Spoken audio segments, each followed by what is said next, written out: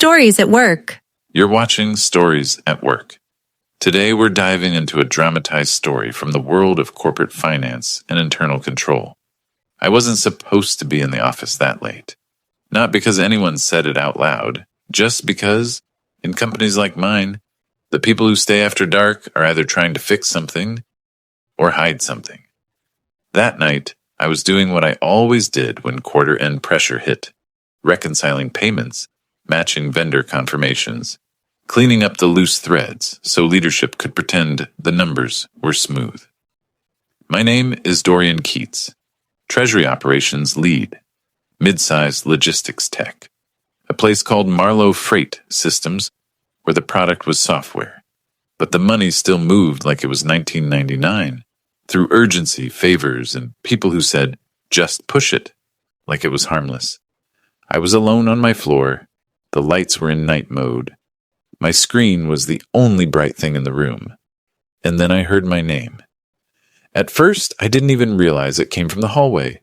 I thought maybe a video was auto-playing somewhere or someone's meeting audio was leaking through a laptop. But it wasn't electronic. It was voices.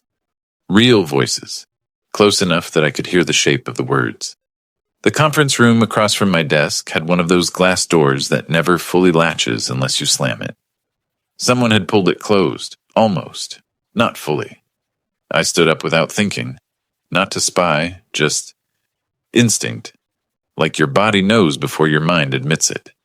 I took 2 steps toward the hall and froze. Inside that room were 3 people who didn't hang around after hours unless they had a reason. Gavin Rourke, our COO, the guy who talked about velocity like it was a moral virtue. Mara Sloan, our CFO, smart, quiet, never wasted words. And a third voice I recognized from board calls. Outside counsel, the kind that appears when leadership needs a plan that can survive a deposition. They weren't laughing. They weren't venting. They were building something. Then Gavin said it, casual as if he was talking about ordering dinner. Let him push it. Then we say he bypassed approval. For a second, my brain tried to reject it, like I'd misheard, like there had to be another him. But then Mara answered, and she said my name like it belonged on a form. He won't hesitate, she said. He's proud of being the fixer. I didn't move. I didn't breathe right. Because in that one sentence, she wasn't describing me. She was describing how they planned to use me. The lawyer asked something I couldn't fully hear. Something about risk, about what happens if I ask questions. And Gavin's voice came back, lower. He'll do what he always does. He'll clean it up. He'll make it work.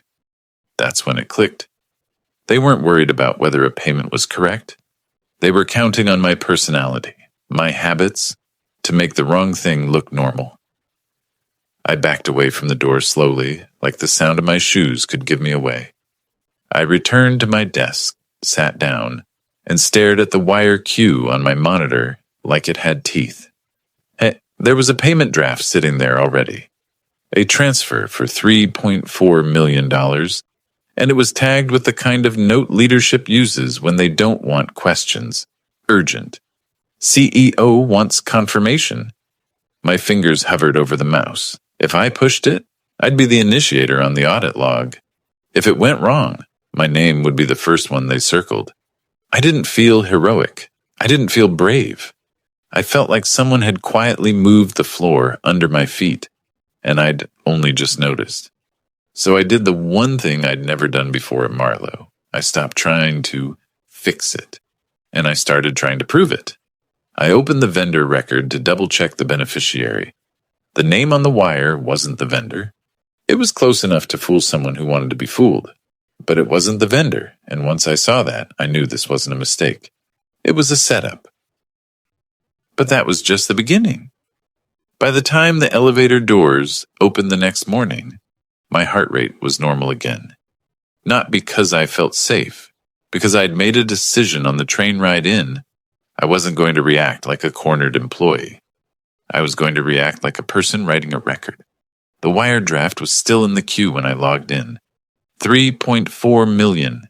Same urgency note. Same clean template. Same fake calm. I clicked into the beneficiary details again. slower this time, and started treating it like an investigator treats a scene. Nothing assumed, everything verified. Our vendor was Harbor Kite. We'd been onboarding them for weeks. They were loud, impatient, and very real. But the beneficiary on the wire wasn't Harbor Kite Holdings or any entity I'd seen in procurement. It was HK Consulting Group. That name set off a specific kind of alarm in my head, the kind you only develop after years of watching corporate messes get labeled as confusion later. When someone wants plausible deniability, they pick names that can be defended with a shrug. I opened our vendor master system and searched every variant. HK, Harbor, Kite, Consulting, Holdings.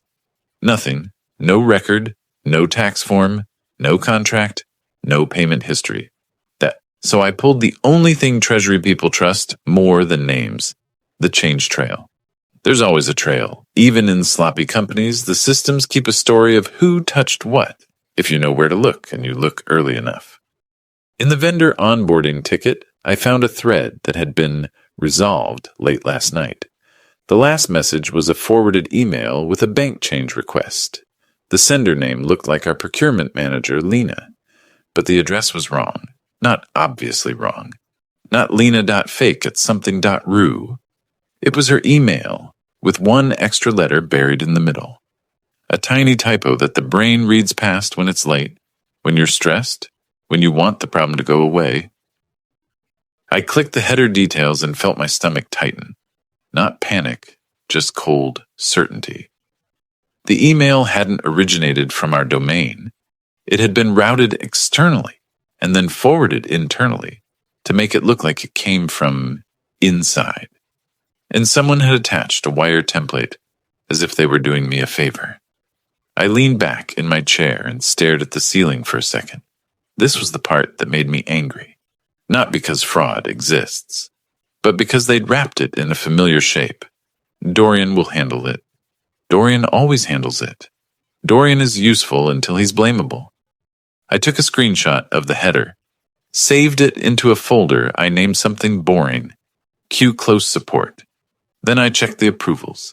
Our bank portal required separation of duties, initiator, approver, releaser. It was supposed to be locked. But when I opened the policy panel, I saw a rule that made my skin crawl. A temporary exception had been added early yesterday morning. Initiators may serve as first approver during travel periods. That would already be questionable. But the part that mattered was this. It applied to my profile only. Not Mara, not Gavin, not anyone else. Just me. Which meant if the payment went out and someone later asked, "How did this get approved?" the portal would answer with the truth that could ruin me. Dorian initiated it. Dorian approved it. And then after that, Mara could release it with clean hands. I didn't need to guess motives anymore. The design was too precise. I opened our internal chat and saw the message Gavin had sent late last night. Now sitting there like a trap waiting for my reply.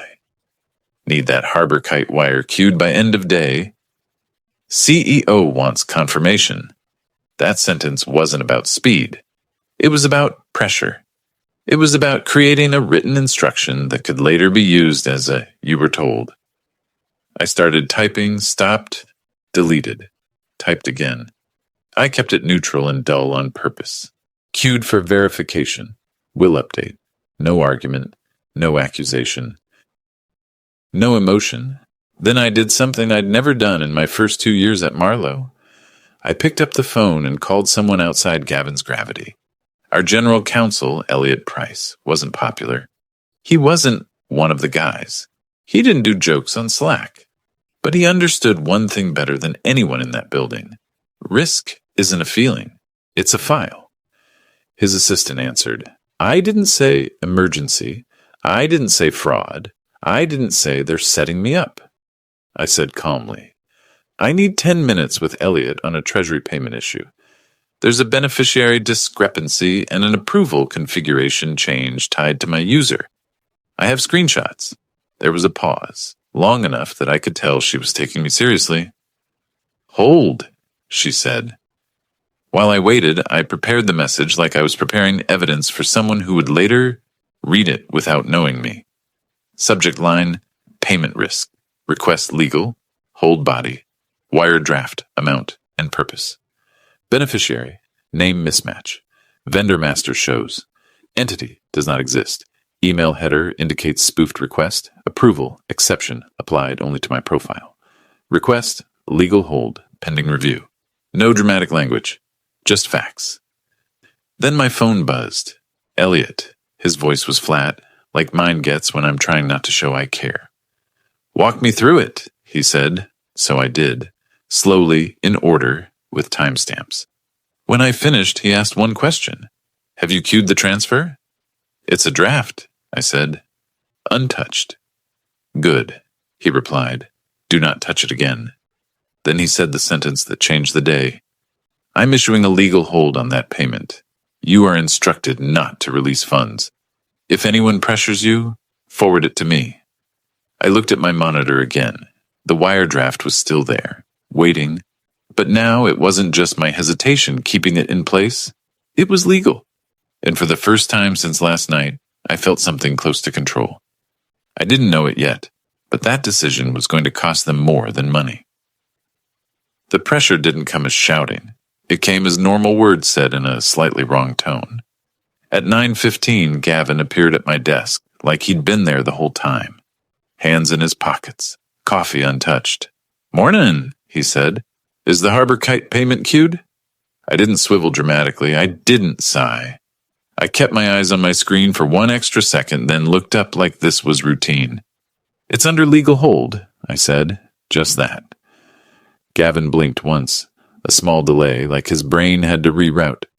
Legal hold? He repeated, smiling like it was cute. For vendor wire? The beneficiary doesn't match the vendor record, I said, and my approval configuration was changed yesterday. Legal issued a hold pending review.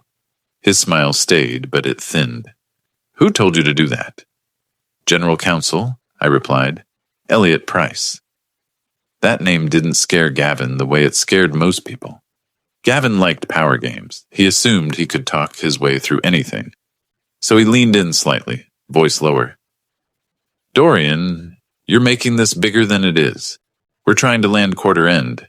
Everyone's watching. Just cue it and let Mara release. There it was, the clean instruction, the simple push.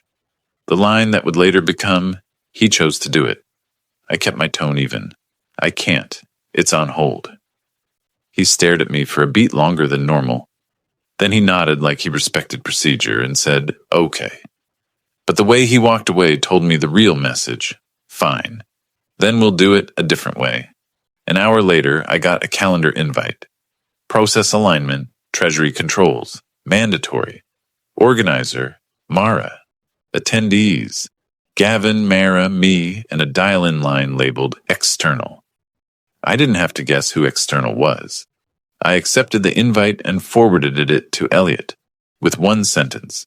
They're calling a meeting about the held transfer. I didn't add emotion. I didn't ask him to save me. Just a fact and a timestamp. The meeting was at 11, in a glass room that made every silence feel public. Gavin sat at the head of the table. Mara sat beside him with a notebook open, pen poised, like this was a normal operational review.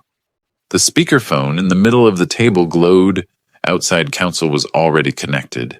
Gavin started calmly. We're here because a critical payment was blocked without escalation, he said, looking at me like I was a malfunction. Dorian, can you explain why you refused leadership direction? I didn't correct his framing. I didn't let him drag me into defending my personality. I complied with a legal hold, I said. General Counsel instructed me not to release funds pending verification. Mara's pen paused. Gavin's eyebrows lifted like I'd just played a card I wasn't supposed to have. He turned to Mara. Legal hold wasn't communicated. Mara nodded slightly, not looking at me. I wasn't aware of a legal hold. Outside counsel cleared his throat through the speaker. Mr. Keats, why did you go to legal first? That question was designed to make me look panicked, disloyal, unstable. So I answered it like a professional. Because the beneficiary entity is not in our vendor master, I said. The bank change request email appears spoofed based on header data, and an approval exception was applied to my user profile only, which removes separation of duties. I watched Mara's expression carefully. She kept it controlled, but her eyes flicked toward Gavin for half a second, too fast for anyone else to catch. Gavin jumped in quickly, voice smooth. This is a misunderstanding. Harbor Kite uses multiple entities. Dorian is being overly cautious and delaying operations. He said overly cautious, like it was a character flaw, like my caution was the real risk. Mara added, calm as ever. We need employees to trust leadership intent, especially in high-pressure periods. She looked at me when she said it. I realized something then. They weren't just trying to get the money out. They were trying to record me as the problem, uncooperative, difficult, paranoid. So if this blew up later, they could say, we tried to manage him. So I did the only thing that mattered. I stayed boring. I understand the quarter-end pressure, I said, but legal instructed a hold. I'm following written policy. Outside counsel asked, can you produce proof of spoofing? Yes, I said. I attached the header screenshots and vendor master search results to legal in my email last night. Mara's jaw tightened almost imperceptibly. That's when the door opened, and Elliot Price walked in. No rush, no theatrics. Just a man in a tailored jacket, holding a thin folder like it weighed more than it should. Gavin sat up. Elliot, we're handling a... Elliot cut him off softly without raising his voice. No, he said. You're not. He nodded at me first, briefly, then sat at the table and placed the folder down. I issued a legal hold on the attempted transfer to HK Consulting Group, he said. The bank has been notified not to release funds pending verification. Outside counsel went quiet. Mara's pen stopped moving completely now. Elliot continued, tone still calm. I also requested internal audit preserve access logs and configuration changes related to Mr. Keats's user profile. Those logs will be reviewed. Gavin tried to smile. Elliot, you're overreacting. This is quarter end? Elliot looked at him like Gavin was a line item. What concerns me, Elliot said, is that outside counsel is on this call, but legal wasn't included until Mr. Keats escalated. No one spoke. And in that silence, I felt something shift. Not victory yet, but the moment the trap stopped closing. Because now it wasn't my word against theirs. It was procedure against improvisation. And procedure doesn't get intimidated. That night, I stopped being the person they could steer with urgency. I became the person who could freeze the story they were trying to write. The next 48 hours felt like living inside a spreadsheet. No shouting, no dramatic confrontation, just requests, timestamps, and people suddenly looping in departments they'd ignored for years. By noon, internal audit opened an incident case. By 1, IT security requested mailbox logs for the procurement manager whose name had been spoofed. By mid-afternoon, the bank's fraud desk sent a polite email asking for beneficiary validation documentation for HK Consulting Group. And the strangest part was watching Gavin and Mara try to act like they were in control of a process they hadn't planned for. They couldn't yell at audit. They couldn't charm the bank. They couldn't pressure legal without leaving fingerprints. So they did the only thing left. They tried to make me look unstable. It started subtle. An email from Mara, copied to Gavin in HR. Dorian has been exhibiting unusual resistance to standard leadership directives, requesting evaluation of process adherence. Translated, if this goes bad, he's the problem. HR scheduled a check-in with me the next morning. The invite title was friendly, almost sweet. Support conversation, workload, and alignment. I accepted it and forwarded it to Elliot with one line. HR meeting scheduled, looks like framing. Then I did the thing I wish I'd learned years earlier. I wrote my own timeline while everything was still fresh. Not a story. A record. Date and time. I overheard the conversation, exact phrases. As close as memory allows time, I reviewed vendor master and found no record. Time I identified spoofed header and saved evidence. Time I saw approval. Exception applied to my user time. I requested legal hold time. Gavin pressured me to just queue it time. Mara convened meeting with outside counsel time. Elliot entered and announced preservation request. I didn't embellish. I didn't write emotions. I wrote it like a person who might have to read it under oath. Because the only thing worse than being framed is being framed with no map of your own actions. The HR call happened at 10. A woman named Cass Iverly, mid-level HR business partner, knew enough that she still believed in culture, smiled too much. "Dorian," she began, "we just want to ensure you're supported. There have been concerns about me refusing leadership direction." I finished for her, calm. She blinked.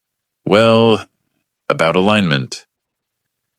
I let silence sit for a moment, then spoke gently. "I'm under legal instruction not to discuss an ongoing hold beyond documented facts," I said. "If you need information, you can contact General Counsel." Cass's smile faltered slightly. She wasn't used to employees bringing legal into HR conversations. "And," I added, still calm, "for my own records, I'm keeping notes of all discussions related to this matter." Cass nodded slowly, like she'd just realized this wasn't a performance review. It was a liability corridor. When the call ended, I didn't feel relieved. I felt like I'd stepped out of a fog and realized I'd been walking near a cliff. That afternoon, Elliot asked me to come to legal. He didn't waste time. "Internal audit is treating this as an attempted unauthorized transfer," he said. "They'll interview you, procurement, finance systems, and anyone who touched the configuration."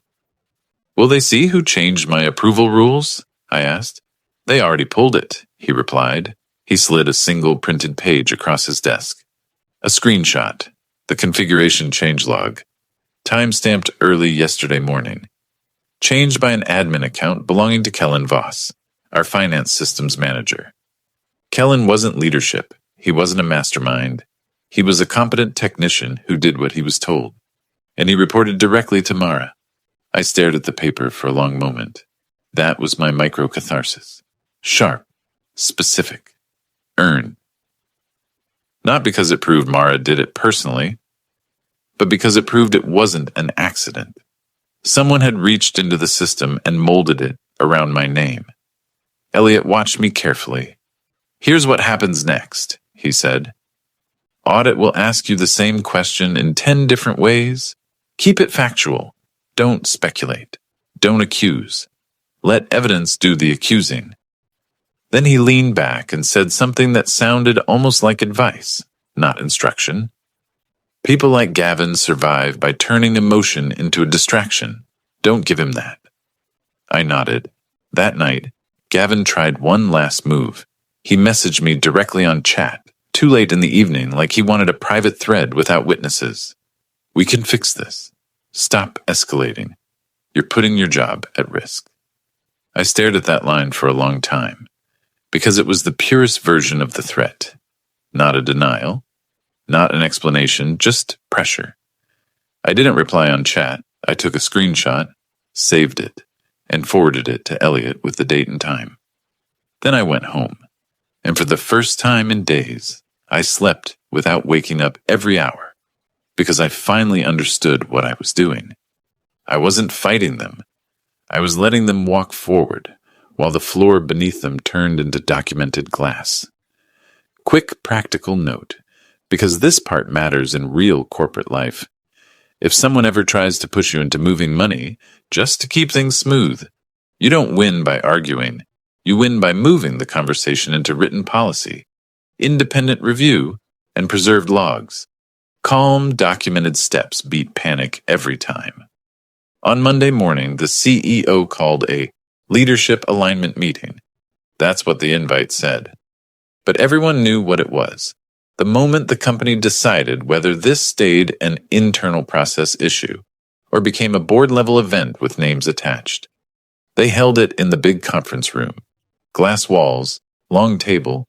The kind of room built for confidence. The kind of room Gavin loved.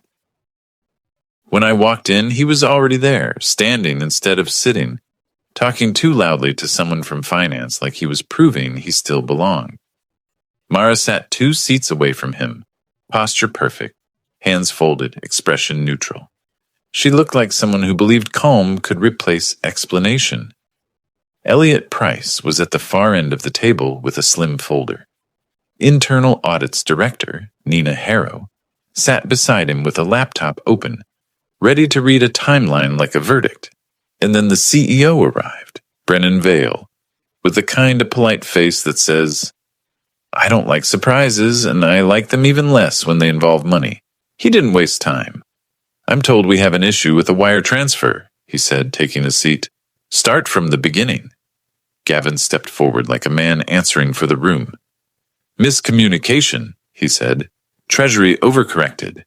We had a vendor that uses multiple entities." Nina Harrow didn't argue. She simply rotated her laptop and spoke in a quiet voice that carried.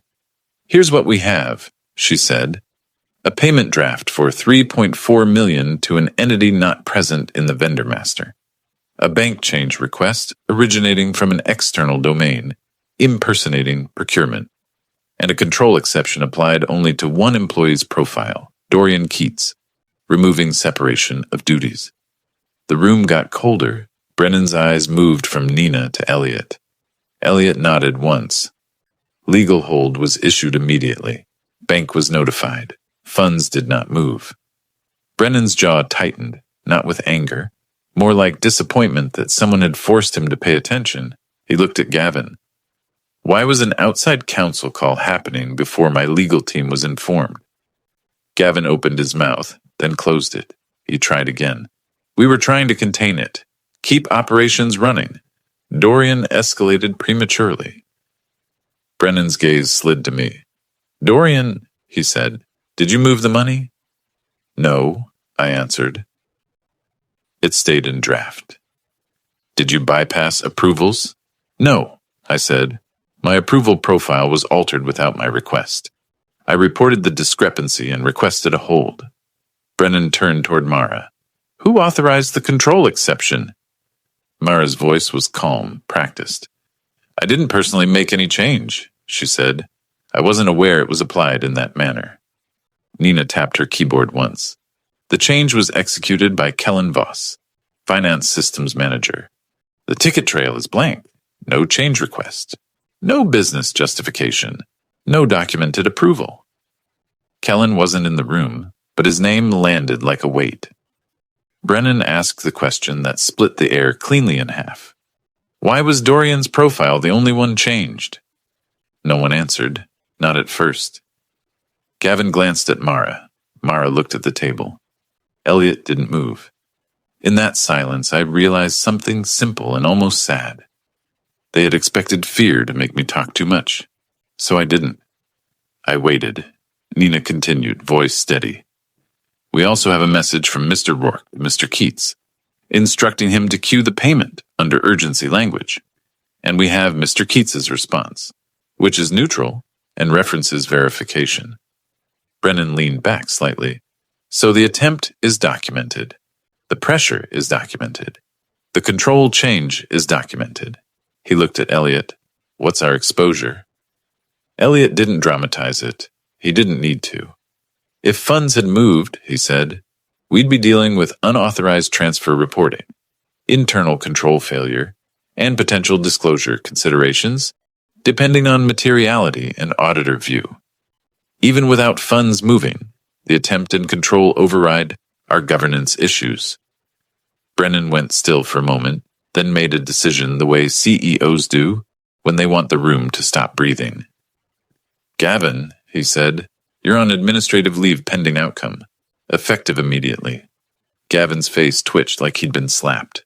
"Brennan," he started. "No," Brennan cut him off. "You don't speak for the company right now?" Then Brennan looked at Mara. "Mara, you're stepping aside from approvals and Treasury oversight pending review. Audit will advise me on interim coverage." Mara didn't argue. Her calm held, but it looked different now. less like control, more like containment. The meeting ended without shouting, without drama, without a satisfying cinematic slam of a door. Just decisions, recorded in the minutes. Afterward, Elliot walked with me back toward my floor. "You did what you were supposed to do," he said. "You preserved the truth long enough for someone else to see it." A week later, HR called it a restructuring. Leadership called it governance improvements. The company blog called it strengthening controls. But inside the building, everyone understood what really happened. The story they tried to write, where I was the reckless employee who pushed a bad wire, never made it past draft. Because I held it there. Gavin eventually signed a severance agreement with a non-disparagement clause and left quietly. Mara resigned for personal reasons before the final audit memo was even circulated. Kellen was terminated, and I hated that part more than I expected. He'd been a tool in someone else's plan, but tools still leave marks. And me? Brennan didn't give me a trophy. He gave me something better. My access was restored, separation of duties was locked, and Treasury reporting moved under internal audit oversight for a quarter, with a direct line that didn't pass through the same people who tried to weaponize my name. It was quiet. It was clean. And it was exactly the kind of ending I needed. Because the truth is, I didn't want revenge. I wanted my life back. If you ever feel someone trying to rush you into moving money, don't fight the person. Fight the workflow. Slow it down with verification. Escalate to an independent function and preserve logs before anyone can tidy up the story. They can argue with you. They can't argue with timestamps. And when I think back to that late night, the half-latched door, my name said like a target, I don't feel fear anymore. I feel relief, because they almost turned my strongest habit into my downfall. And instead, it became the reason they couldn't finish what they started.